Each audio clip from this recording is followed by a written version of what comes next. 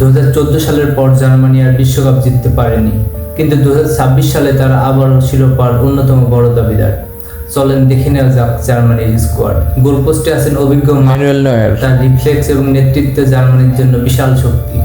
ডিফেন্সে রয়েছে Antonio Rudiger, Jonathan টা। শক্তিশালী টাক্কল, হেডিং এবং বল কন্ট্রোল, এই ডিফেন্স বিশ্বের সেরাদের মধ্যে অন্যতম। মিডফিল্ডে রয়েছে অসাধারণ প্রতিভার সমাহার। জোশুয়া কিমিচ মাঝমাঠের ইঞ্জিন হিসেবে কাজ করে। তার সঙ্গে আছেন প্যাসকেল গ্রোভ এবং তরুণ তারকা আলেকজান্ডার পাভলোভিক।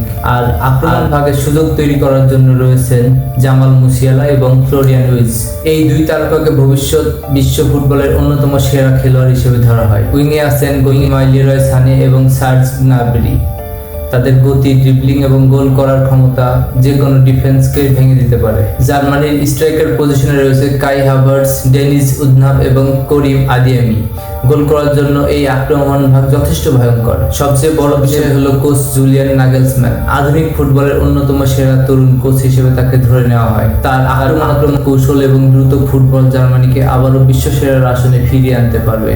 এই দলের অভিজ্ঞতা, তরুণ প্রতিভা, গতি, শক্তিশালী ডিফেন্স এবং বিশ্বমানের midfield. Jamal Musiala, Florian Wirtz, Joshua Kimmich, Pavlovic, Leroy Sane, Gnabry, Rudiger টা, সব মিলিয়ে জার্মানির হাতে রয়েছে একটি দুর্দান্ত স্কোয়াড।